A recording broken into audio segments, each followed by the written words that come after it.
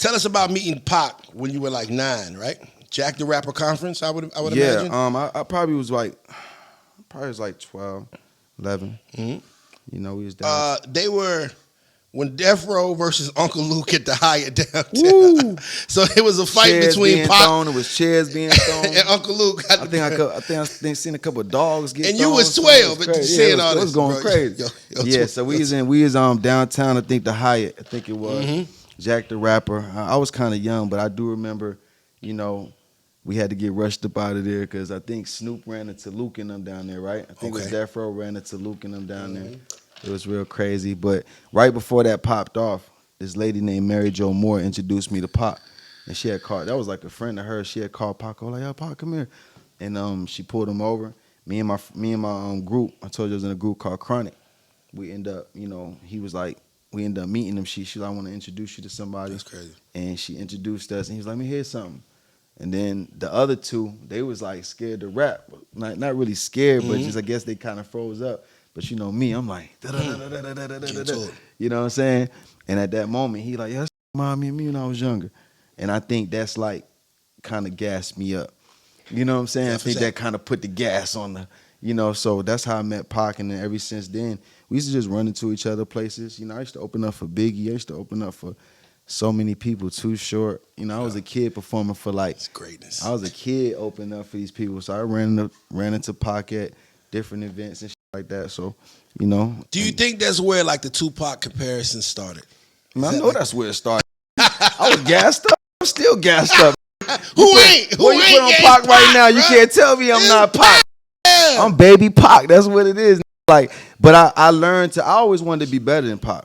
Just being real. I don't never want to be somebody. I want to be better than them. Like Kobe wanted to be Jordan, dog. For sure. That nigga shoot like Jordan when he was alive. All that stuff. Nobody be like, oh, you trying to be Jordan.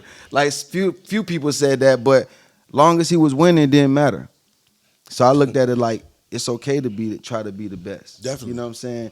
There'd be no Thug if it wasn't for Lil Wayne. There would be no Lil Wayne if it wasn't for Pac. You know what I'm saying? Like Wayne to tell you himself, he used to love Pac and bump his certain stuff. So I think everybody comes from something. You know what I mean? And I was a big West Coast fan. Yeah, for sure. It wasn't just Pac. I was a Biggie.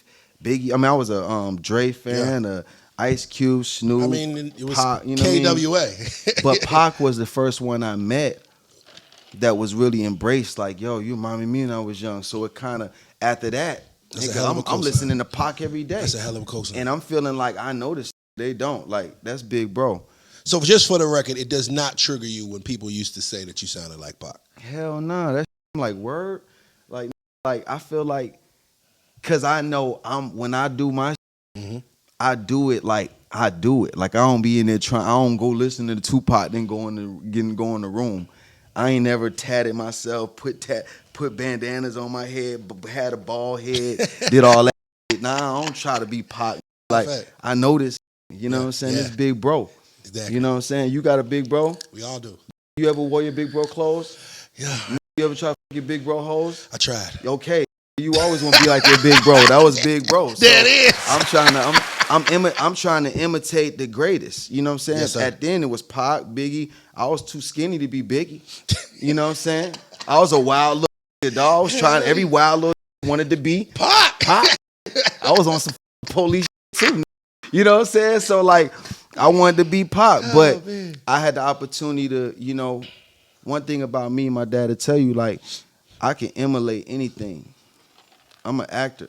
I study niggas' movements. I could do you right now, nigga.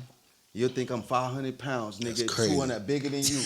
I know how that, like, I know how to, this 6 feet. If I'd study this long enough, you know, make you think I'm 6 feet. Let's go. You know what I'm saying? So that, I study movement. So it's like, if you put Snoop on at one point when I was growing up, my dad always told me, like, you just got to find your style because I could sound like anything. I could sound like Snoop. I could sound like LL. The best, I knew how to do it. Jay-Z. If you get that Money Stretch, my single after Anywhere, you could check my lifestyle and see that I'm quite wild. 728, Night Child, Universal and Versatile. You study my style. Yeah. That was me. That was my version of Jay-Z. Come on, you channeling. Yeah, it's called, if you want to be real, people say, oh, you try to be like Pac. At that point, I was trying to be Jay-Z.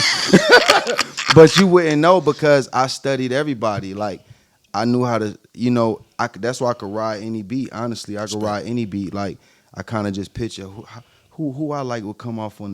There's a time in my career where I sounded like Nas. It's time in my career where I sounded like LL Cool J. It's time in my career, you know what I'm saying? Like, you never heard it. Model yourself after greatness, my brother. But then it's like I found my pocket. You know what I'm saying? Like, I never tried to be nobody, but, I found my pocket and I couldn't help it. I used to listen to Pac a lot. I met Pac before I met all them, so I kind of just had that stamp early in my little head. Yeah. You know what I'm saying? But I sold millions of records being who I was, so I never saw nothing wrong with it. I thought people just missed something. I can't think of nobody better to be compared to than somebody like Pac. I mean, man, what if they compared you to Magoo? Oh man, that'd suck. No disrespect to Magoo, but at least they compared you to greatness. Yo, compare me to greatness. You know what I'm saying? I was raised around greatness, but just to clear it up, like I never felt no way when someone said, "Oh, you remind me of Pac," or like if you say you say you're trying to be like Pac, it's like hold up, whoa, that's different. You know what I'm saying? Nobody could be Pac. Exactly. But if I remind you of greatness, Amen. Then great. You know what I'm saying? That's why I act. I do rap. You know what I'm saying? Baddest. I do everything Pac did. Come on. You know what I'm saying? I do everything Pac did. Hey, you know what I mean? And along with a million artists out here, I think Pac laid the blueprint. For sure.